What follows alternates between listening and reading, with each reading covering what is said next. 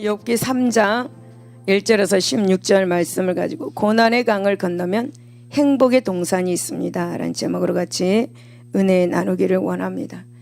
여러분, 비행기를 타 보셨죠? 여행을 하게 되면 비행기를 타야 합니다.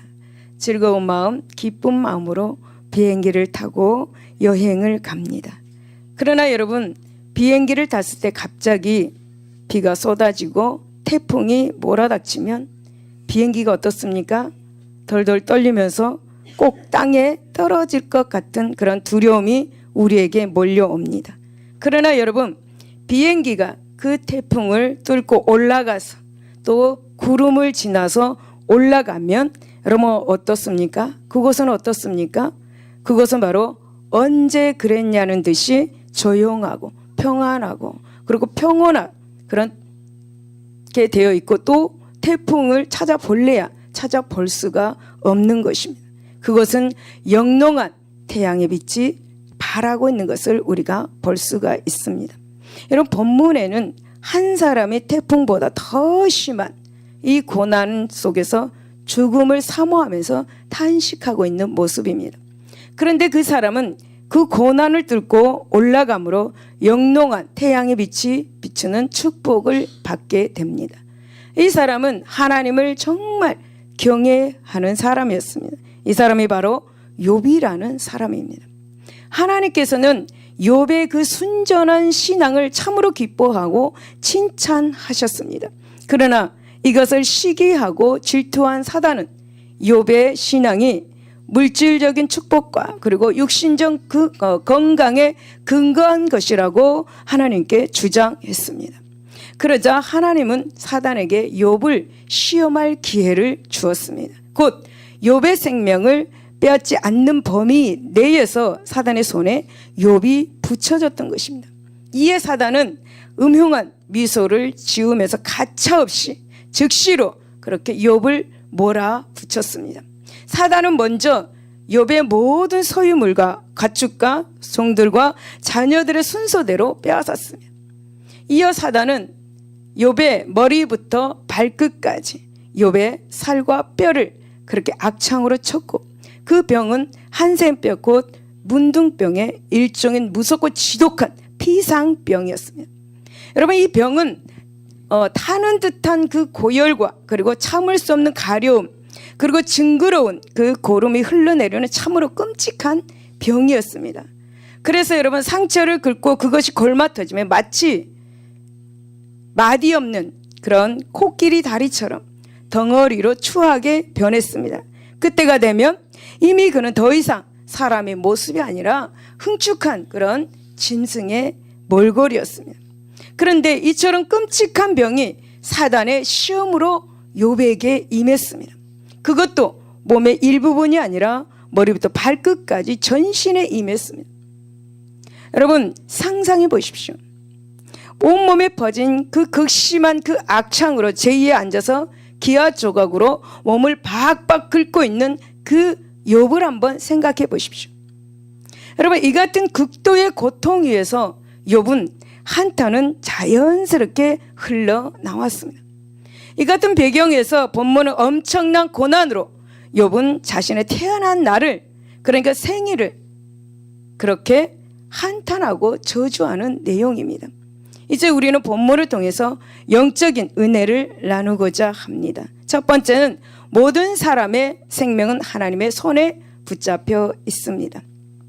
여러분, 3절 4절을 보면 욥은 내가 난 날이 멸망하였더라면, 산의 아이를 베었다 하던 그 밤도 그리하였더라면, 그날이 캄캄하였더라면, 하나님이 위에서 돌아보지 않으셨더라면, 빛도 그날을 비추지 않았더라면 라고 그렇게 탄식합니다. 여러분, 우리가 이 말씀을 볼 때 얼마나 극심한 그런 고난이 있었으면 이 정도로 탄식과 원망 비슷한 말을 하고 있을까요? 여러분, 이것은 자신이 왜 이 땅에 태어났는가에 사실을 원망하는 표현입니다. 자기 생일을 저주하고 있습니다. 하지만 모든 생명은 하나님께서 절대적으로 잡고 계심을 보여주는 표현이기도 하지요. 욥기 전체에 사실은 욥기 전체에서 사실은 하나님께서 인간의 생명을 강하게 붙잡고 계심을 전제로 하고 있는 것입니다. 그렇습니다. 본장을 살펴보면 자기가 태어난 사실을 불평하는 이 욥의 탄식 가운데서 하나님께서는 얼마나 이 인간의 생명을 강하게 붙잡고 계신가를 우리는 알 수가 있습니다. 사실 여러분, 인간의 생명이란 그렇게 강한 것이 아닙니다. 다윗은 그래서 사무엘상 20장 3절을 보면 친구 요나단에게 나와 죽음의 사이는 한 걸음뿐이다 라고 그렇게 말한 것처럼 죽음을 코앞에 두고 살아가는 것이 바로 인생입니다. 여러분, 명예를 가지고 있는, 권력을 가지고 있는 사람이나 부자는 죽음에서 멀고 가난하고 힘들게 살아가는 그런 사람들은 죽음에서 가까이 사는 것이 아닙니다. 여러분, 죽음을 벗삼아 살아가는 사람이 바로 인생이라는 것이고, 모든 인간이 다 동일하게 죽음을 맞이합니다. 그래서 여러분, 이사야 2장 22절에 너희는 인생을 의지하지 말라. 그의 호흡은 코에 있나니 새말 가치가 어디 있느냐라고 그렇게 말했습니다. 인생의 생명을 수에 칠 가치조차 없다라는 것입니다. 또 여러분, 야고보서 4장 14절을 보면 잠깐 보이다가 사라지는 안개다라고 이렇게 말했습니다. 그런데도 여러분, 우리가 살고 죽지 않는 이유는 무엇입니까? 바로 생명의 주인이신 하나님께서 우리의 생명을 단단히 붙잡고 계시기 때문입니다. 여러분, 신명기 32장 39절에 보면 나는 죽이기도 하며 살리기도 하며 상하게도 하며 낫게도 하나니 내 손에서 능히 빼앗을 자가 없다라고 말했습니다. 그렇습니다. 여러분, 우리의 생명의 주인이신 하나님께서는 이 땅에 우리를 내보내시고 굳게 붙잡아 주시는 분이신 걸 믿으시기 바랍니다. 하나님은 상한 갈대도 꺾지 아니하시고 여러분, 꺼져가는 심지도 끄지 아니하시는 하나님께서는 이렇게 신락 같은 이런 생명조차도 능력의 오른손으로 붙잡고 계신다는 사실을 믿으시기 바랍니다.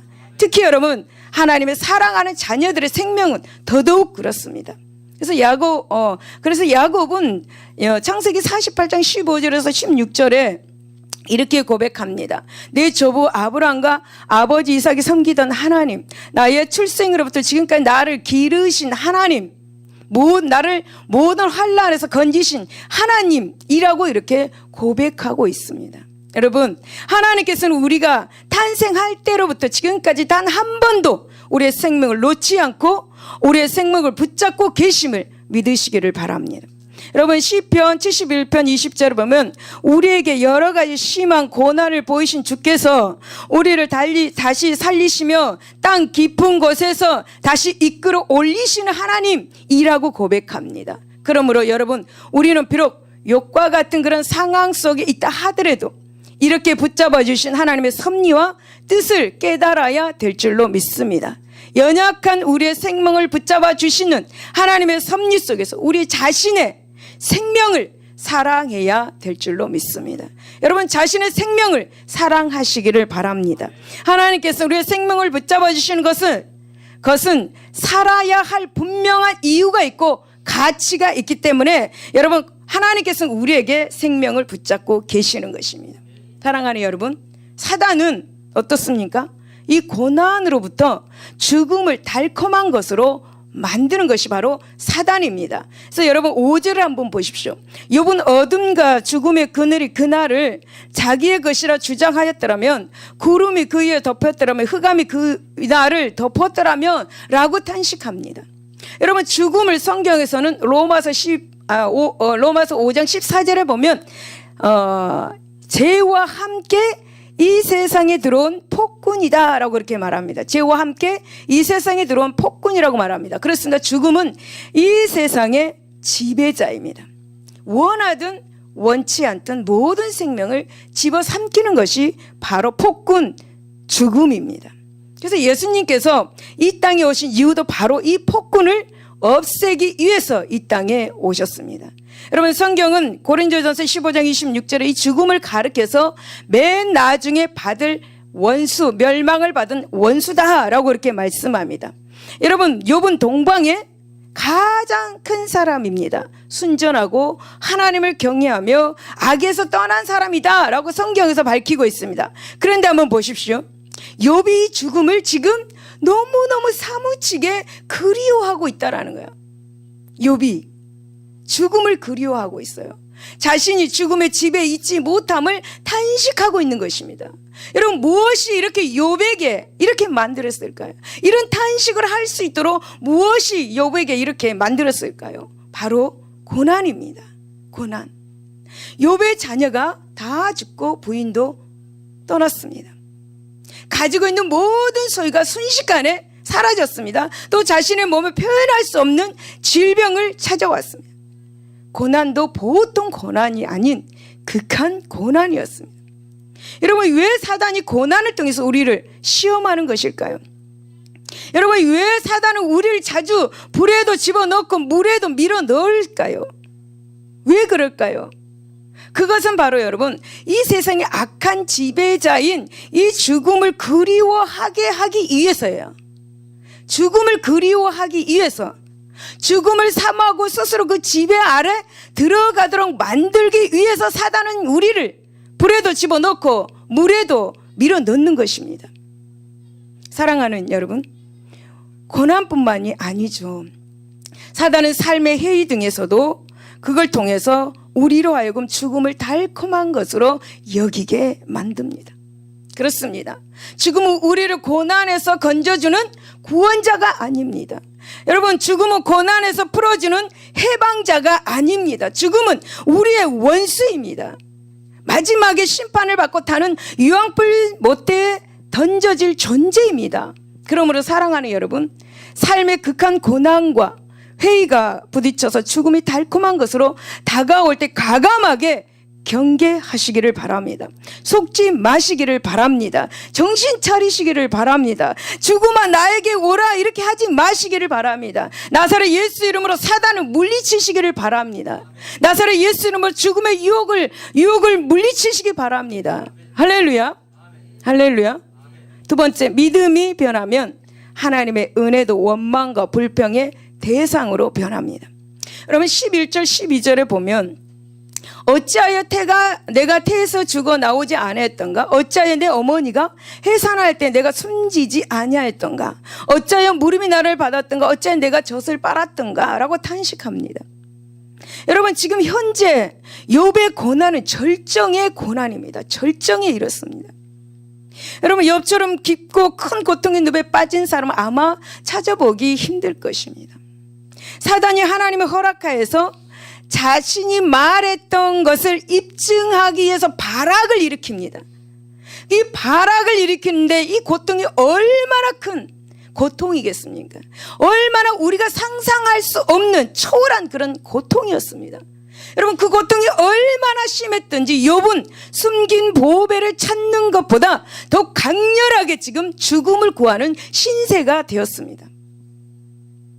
여러분, 욥은 태양의 빛과 생명이 부담스럽다고 거추장스러울 정도였습니다. 그래서 욥은 20절에 보면 어찌하여 고난을 당하는 자에게 빛을 주셨느냐? 어찌하여 마음에 아픈 자에게 생명을 주셨느냐라고 이렇게 자기 생일을 저주하면서 탄식하고 있는 것이에요. 여러분, 우리 모두가 모태로부터 나올 때의 기억을 갖고 있습니까? 갖고 있지 않습니다. 이때 아이를 낳는 부모의 고통은 이를 데가 없죠. 부모된 사람은 첫 아이를 낳을 때 그 두려움을 기억합니다. 임신의 기쁨도 잠시, 아이를 낳을 때가 되면, 그리고 그 아이를 낳고 보면 그 생명을 돌보기 위한 사랑과 관심은 여러분 정말 초인적입니다. 여러분, 부모들의 걱정도 근심도 초인적인 것을 볼 수가 있죠. 혹시 분만 중에 사고가 일어나지 않을까? 혹시 아이가 잘못돼서 나오지 않을까? 아이가 혹시 자라면서 이상이 발견되지 않을까 하는 그런 걱정, 근심. 오늘 우리 모두는 이러한 부모의 근심과 고통의 걱정을 걸쳐서 이 세상에 있습니다. 이렇게 건재한다는 것은 부모의 전적인 은혜입니다. 그러나 그보다 더 궁극적인 것은 바로 하나님의 돌보심의 은혜인 것을 믿으시기 바랍니다. 그런데 여러분, 본문에서 지금 욥은 이 은혜마저 부정을 하고 있습니다. 은혜를 부정하는 정도가 아닙니다. 왜 그때 하나님께서 나를 살려주셨냐고 반문하고 지금 항의를 하고 있어요.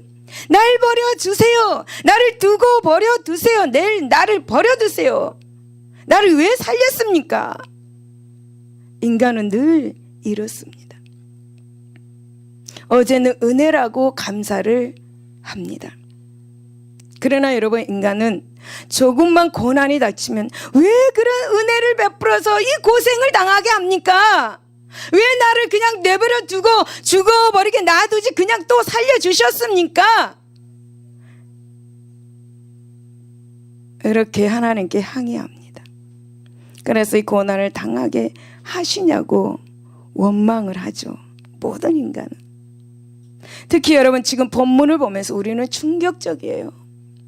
왜냐하면 본문에 보면 욥은 동방의 큰 자이면서 흠이 없는 의인이었습니다.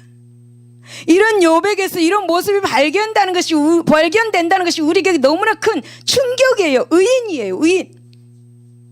하지만 이러한 사실로부터 우리는 여러분, 상황의 변화에 따른 인간의 마음이 변한다는 것이 얼마나 일반적인가에 대해서 우리가 알 수가 있습니다. 그렇습니다. 여러분, 인간의 변덕과 변심이란 그렇게 보기 드문 일이 아닙니다. 너무 흔한 일이고 일반적인 일입니다. 물론 이렇기 때문에 우리의 변심과 변덕을 합리화하자는 것이 아닙니다. 오히려 그 반대이고요. 그렇게 쉽게 변하기 때문에 우리는 스스로 자기 자신을 경계해야 된 것을 가르쳐주고 있습니다. 여러분, 잠언 4장 23절은 모든 지킬 만한 것 중에 더욱 내 마음을 지키라. 생명의 근원이 예수 남이니라 라고 말씀합니다. 그래서 각자의 그 노력으로 자기 스스로 자기 마음을 지켜나가야 합니다. 우리의 신앙이 변하지 않고 고백을 뒤집지 않도록 신경 써서 우리의 마음을 지켜나가야 합니다. 사랑하는 여러분, 누가 의인이라고 생각하십니까? 변하지 않는 사람이 의인입니다. 한번 고백한 것을 뒤집지 않고 변하지 않고 그 신앙 그대로 하나님을 의지하고 가는 사람이 바로 의인이라는 말입니다. 하루에도 12번씩 변하는 사람이 의인입니까? 잠언 4장 24절을 보면 구부러진 말을 내 입에서 버리며 삐뚤어진 말을 내 입에서 멀리하라 라고 경고하고 있습니다. 그러므로 사랑하는 여러분, 하나님 안에서 우리에게 닥쳐오는 고난을 원망의 기회가 아닌 신앙 성숙의 기회로 삼아야 될 줄로 믿습니다. 여러분, 16절을 한번 보십시오. 낙태되어 땅에 묻힌 아이처럼 나는 존재하지 않았겠고 빛을 보지 못한 아이들 같았을 것이다 라고 그렇게 탄식하고 있죠. 여러분, 욥은 부지 중에 낙태한 아이, 빛을 보지 못한 아이를 지금 부러워하고 있는 것입니다. 여러분, 오직 하면 이런 아이를 부러워할까 하는 생각을 할까요? 여러분, 우리는 욥의 아픔과 슬픔을 보면서 우리는 하나님의 사랑으로 동정하지 않을 수가 없지요. 그러나 여러분, 더 자세하게 다른 한편으로 생각해 보면 욥이 말할 수 없는 이 고통을 자신의 아픔만이 생각뿐이구나, 자신의 아픔이 최고구나 라고 그렇게 생각할 수 있습니다. 그러니까 욥은 자기가 당하고 있는 이 고난이 최고야, 최고의 고난이다 라고 그렇게 생각하고 있는 거죠. 즉, 고난을 당한 사람들의 아픔을 이해하려는 마음을 찾아볼 수가 없는 그런 찐한 정말 아쉬움이 드러나는 것을 말씀을 통해서 보게 됩니다. 그렇습니다. 여러분, 욥이 이제까지 아픔 없이 살아왔을 것입니다. 행복하게 살아왔을 것입니다. 하나님께서 축복해 주시고 그만큼 재산과 자녀를 행복하게 살아온 그가 어떤 고통을 당했겠습니까? 이만한 고통을 당했겠습니까? 물론 여러분, 인생을 살다 보면 고난이 있습니다. 그러나 지금 이 욥은 이게 처음이에요. 이렇게 큰 고통을 처음 당해보는 것입니다. 그래서 하나님께서 욥에게 극한 고난을 주신 것도 어떤 의미에서 보면 욥 자신이 이 고통을 직접 당함으로써 고통을 당하고 살아가는 이들의 아픔을 알아야 한다라는 것을 하나님이 지금 가르쳐주고 있는 것입니다. 그러나 여러분, 욥은 이러한 모습을 전혀 찾아볼 수가 없습니다. 오직 내 아픔, 오직 내 고통, 오직 내 고난, 이것만 지금 생각하고 있는 거죠. 그래서 여러분, 오직 자기의 아픔만을 지금 호소할 뿐입니다. 내가 이렇게 힘이 드니까 나 좀 가만두세요라. 내가 이렇게 아프니까 너희들끼리 잘해. 짜증내는 것입니다. 지금 짜증내고 있는 것이에요. 여러분, 요백이 부지중에 낙태한 어린아이의 이 어떠한 상황에 있는지 관한 지식이 있을까요? 낙태한 아이들의 그 영혼들을 그 관한 지식이 있을까요? 또 그런 일을 당한 부모는 얼마나 상심이 큰지에 대해서도 아무런 생각도 없는 욥이에요 지금. 그래서 낙태하는 어린 영혼보다 더 그들이 부럽다라는 거예요. 여러분, 다만 지금 자신이 겪고 있는 그 극한 고통만을 생각하고 마치 낙태된 어린 영혼이 자신보다 행복한 사람들이다 라는 것을 지금 부러워하고 있는 말입니다. 남에게는 어떤 상처를 입든지 말든지 오로지 나만, 오로지 나에게만 잘해줘, 오로지 나에게만 챙겨줘, 내가 지금 아프니까 나만 챙겨줘, 나 중심적으로 지금 욥은 말하고 있는 것입니다. 여러분, 정말 극한 고난 가운데 사람은 순간적으로 이기적인 사람으로 변합니다. 다른 이의 고난은 안중에도 없습니다. 자신의 고통만이 학대할 뿐입니다.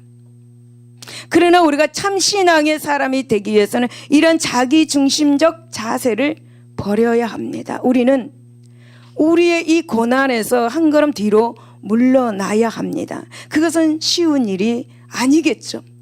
하지만 그래도 내가 당하는 고통의 현장에서 한 걸음 뒤로 물러나야 합니다. 그리고 여러분, 나와 비슷한 혹은 성격은 달라도 말할 수 없는 고통을 당하거나 지금 당하고 있는 사람들의 아픔을 한번 생각해 보아야 할 것입니다. 여러분, 내가 이제까지 살아온 것은 내가 잘나서가 아닙니다. 오직 하나님의 특별한 은혜 때문이죠. 그러므로 고난이 올 때는 하나님의 은혜를 한번 고백하고 감사하고 하나님의 은혜가 얼마나 소중한가를 깨달아야 될 줄로 믿습니다. 이제까지 여러분, 온실에서 자라난 하초처럼 자신이 얼마나 약하기만 하고 생각이 깊지 못했는가를 반성하는 계기로 삼아야 될 줄로 믿습니다. 여러분, 우리가 하는 반성하는 생각들은 고통 가운데서도 하나님께 감사할 수 있게 하는 한 요인이 될 것입니다. 내가 지금 당하고 있는 고난을 한층 더 쉽게 이겨낼 수 있는 계기가 될 것입니다. 그래야 할 때 여러분, 고통의 한숨이 변하여서 기쁨과 감사의 찬양이 되게 하는 놀라운 역사를 체험하게 될 것입니다. 세 번째는 하나님이 주신 결말은 아름답습니다. 여러분, 13절의 욥은 이렇게 말합니다. 그렇지 아니하였던들 이제는 내가 평안히 누워 자고 쉬었을 것이니 라고 탄식합니다. 여기서 여러분, 그렇지 아니하였던들, 이 이라는 말은 자기가 모태에서 살아나오지 않았던들, 하나님께서 은혜를 베풀지 않았더라면, 혹은 자기가 성장해서 오늘날 존재하도록 부모가 그렇게 끔찍히 돌보지 않았더라면 라는 말입니다. 무엇입니까? 여러분, 무엇입니까? 욥은 그랬다면 오늘날 같은 이런 끔찍한 고난을 당하지 않았을 것이라는 것이에요. 여기에서 우리는 인생의 짙은 허무를 느낍니다. 허무. 여러분, 사실 세상을 재미있게 살면 아주 재미있게 살지는 여러분 못하더라도 어느 정도 안정적인 삶을 누릴 때는 이러한 허무를 느끼지 못합니다. 그러나 고통이, 고난이 닥쳐올 때는 인생의 허무를 느낍니다. 왜 살아야 하는가? 나는 왜 살아야 하는가? 왜 하나님께서 나에게 생명을 주셨나? 하는 이 회의가 몰려오게 됩니다. 아마 인생을 살아가면서 이런 회의와 허물을 경험해 보지 않는 사람은 단 한 사람도 없을 것입니다. 어떤 사람들은 이런 일을 하루에도 몇 번씩 경험하는 사람도 있습니다. 이런 사람들에게는 산다는 것이 왜 그렇게 괴롭고 치욕스러운지 모르죠. 하나님께서 왜 생명을 주셨는지 이해할 수도 없습니다. 이는 믿음이 있거나 없거나 연약한 성도만이 가질 수 있는 생각이 아닙니다. 누구보다 하나님이 살아계심을 믿고 하나님을 사랑하는 성도라도 가질 수가 있습니다. 욥처럼요. 그래서 우리는 이런 회의와 변민 속에서 방황하는 이들을 뭐라고 말할 수만은 없죠. 하지만 단 한 가지 분명히 말할 수가 있습니다. 그것은 바로 이들이 이런 생각을 가지는 것은 자신이 전 현실만이 전부라고 생각하기 때문이라는 사실입니다. 그렇습니다, 여러분. 막다른 골목에 몰려 빠져나오는 어떤 길이 없다고 생각할 때 사람들은 이와 같은 생각을 합니다. 내가 왜 살고 있는지. 하지만 결론부터 말해서 이와 같은 생각은 잘못된 생각입니다. 왜 그렇습니까? 하나님의 자녀들에게 아름답지 않는 결말, 행복하지 않는 결말이 없기 때문입니다. 여러분, 우리가 알다시피 우리를 향한 하나님의 계획은 오직 나도 모르고 여러분도 모르고 하나님만이 아십니다. 그런데 하나님께서는 분명히 우리의 결말이 재앙이 아니라 평안이라고 말씀하시고 소망을 주는 것이라고 말씀하셨습니다. 여러분, 고난 뒤에는 영광의 면류관이 있다고 말씀하셨습니다. 이를 만들어 행하시는 여호와께서는 그것을 지어 능히 지어 성취하시는 분이라고 말씀하셨습니다. 사랑하는 여러분, 욥을 보십시오. 하나님께서 욥에게 어떤 결말을 주셨습니까? 완전히 망해서 죽는 결말을 주셨습니까? 아닙니다. 욥기 42장 10절에 보면 욥은 갑절의 축복을 받았습니다.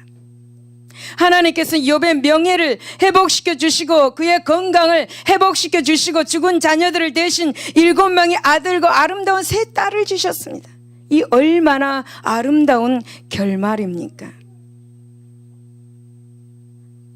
야고보서 5장 11절을 보면 인내하는 자를 우리가 복되도다 하나님, 너희가 욥의 인내를 들었고 주께서 주신 결말을 보았거니와 주는 가장 자비하시고 긍휼히 여기시는 이시다 라고 말씀하며, 그렇습니다. 여러분, 하나님 안에서 비극적 결말은 절대 없습니다.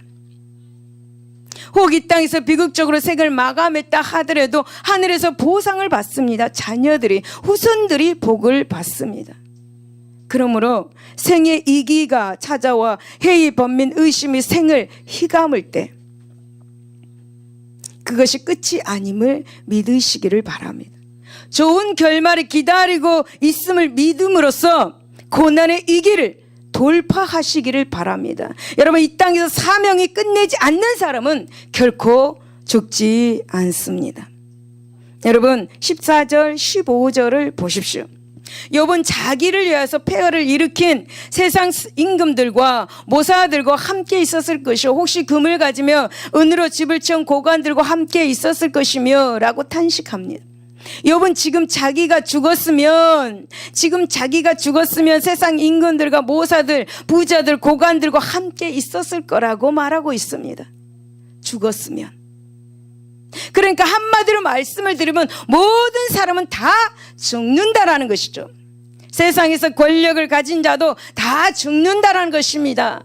여러분, 세상에는 자기 명예와 욕구를 위해서 할 일을 마친 왕도, 자기의 집을 은근으로 가득 채운 세상의 목백들도 죽음으로 보상을 받는 것입니다. 죽음이란 세상에 수고를 마친 누구에게나 마치 보상처럼 주어지는 것이에요. 여러분, 세상에서 아무리 의미 없이 산 사람이라도, 심지어 약하게 살면서 파란만장한 그런 삶을 산 사람일지라도 죽음은 찾아옵니다. 여러분, 그런데 문제는 왜 욥 자신에게는 이 죽음조차도 문을 두드리지 않느냐는 것입니다. 자기는 죽고 싶은데, 이 고난에서 벗어나고 싶은데 왜 죽음조차도 문을 두드리지 않느냐는 거예요. 재물과 자녀와 그리고 건강마저 완벽하게 거둬가서 이 세상에 어떤 소망도 없어져 버린 이 자신에게는 왜 죽음조차 자신을 외면하고 있느냐는 것입니다. 계시록 9장 6절에 보면요, 그날에는 사람들이 죽기를 구해도 죽지 못하고 죽고 싶으나 죽음이 그들을 피하리로다. 욥은 그렇게 죽기를 원했습니다. 그런데 여러분, 죽음이 욥을 피해갔습니다. 여러분, 왜 죽음이 욥을 피해갔을까요? 왜 그랬을까요? 그것은 바로 욥이 세상에서 할 사명이 있기 때문입니다. 바로 세상에서 사명이 끝나지 않는 자는 결코 죽지 않기 때문입니다. 그렇습니다, 여러분. 하나님께서 주신 사명을 끝내지 않는 자는 결코 죽지 않습니다. 그러니 염려하지 마시기 바랍니다. 여러분, 욥에게는 사명이 있었습니다. 여러분, 우리가 인간적인 눈으로 보면 이미 욥의 생은 아무런 의미가 없어져 버렸죠. 여러분, 욥에게는 재물이며 자녀이며 건강마저 완전히 잃어버렸습니다. 욥은 이 세상에서 할 수 있는 일에는 아무것도 없어졌습니다. 누구도 욥을 거들떠 보지 못했습니다. 하지만 여러분, 하나님께서 위에서 보실 때는 그게 아니었습니다. 욥에게는 막중한 사명이 있었습니다. 그 사명이 무엇인가? 큰 것도 아닙니다. 하나님께서 요구하는 사명이 큰 것도 아닙니다. 그 사명은 바로 자신의 축복을 회복하는 사명입니다. 여러분, 그 사명은 바로 자신의 건강을 회복하는 일이었습니다. 그래서 의인이 이 땅에서 억울한 고난을 당하지만 하나님은 살아계셔서 의인을 보상하신다는 사실을 세상 만방에 알려야 할 막중한 사명이 있었다라는 것이죠. 사랑하는 성도 여러분, 본문을 보면서 우리 삶의 고난으로 말미암아 힘들어서 죽음을 사모하고 있습니까? 아니면 심하게 억울한 일로 말미암아 마음에서 울고 있습니까? 혹은 여러분, 삶의 살 소망마저 사라진 가운데 있습니까? 여러분, 힘을 내시기를 바랍니다. 끝까지 인내하시기를 바랍니다. 고난의 강 너머에는 반드시 하나님께서 예비하여 두신 영육간의 갑절의 축복이 당신들을 기다리고 있습니다. 할렐루야. 힘을 내시기를 바랍니다. 여러분, 하나님은 고난당하는 자를 그냥 버려두지 않습니다. 예면하지 않습니다. 죽음으로 몰고 가지 않습니다. 왜냐하면 고난당하는 자에게는 사명이 있기 때문입니다. 고난 가운데서 피투성이가 되어 있을지라도 우리가 용기를 내어서 살아야 합니다. 꼭 살아야 합니다. 그래서 사명을 감당해야 합니다. 우리에게는 하나님께서 주신 사명, 하나님께서 우리를 통해 이루시고자 하는 사명이 있기 때문에 우리는 꼭 살아야 합니다. 피투성이가 되어 있을지라도 살아야 하는 것입니다. 나이가 젊거나, 여러분, 나이가 있으셔도 나는 늙었으니까 빨리 죽어야 돼, 아니면 질병으로 너무 고통당해서 나도 빨리 죽어야 돼, 이런 말은 삼가하시고 힘을 내시기를 바랍니다. 나이가 작아도 나이가 많아도 모든 이들에게 사명이 있습니다. 이 땅에서 사명이 끝나지 않는 사람은 죽음이 그를 피해 가는 것입니다. 그러므로 아무리 생이 힘들고 고통스럽다 하더라도 하나님께서 친히 불러 가시는 그날까지 용기를 잃지 말고 아름다운 결말이 주어질 것을 믿고 최선을 다해서 살아가는 저와 여러분이 되시기를 예수 이름으로 축원을 드립니다. 결론입니다. 성도 여러분, 인간은 연약한지라 이 고난을 제발 피해 가려는 마음이 있습니다. 되도록이면 십자가 없는 면류관을 원하고 있습니다. 하지만 그것은 착각입니다. 착각.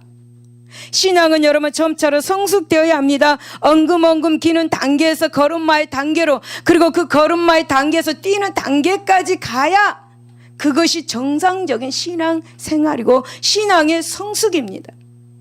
그런데 여러분, 신앙의 성숙은 고난의 과정을 통과해야 합니다. 그래야 이루어지는 것입니다. 저편 동산에 있는 축복의 동산으로 나아가기에는 이어서는 반드시 그 사이에 고난의 강을 건너야 합니다. 그러므로 고난을 두려워하지 맙시다. 고난 속에서 소망의 믿음을 연단합시다.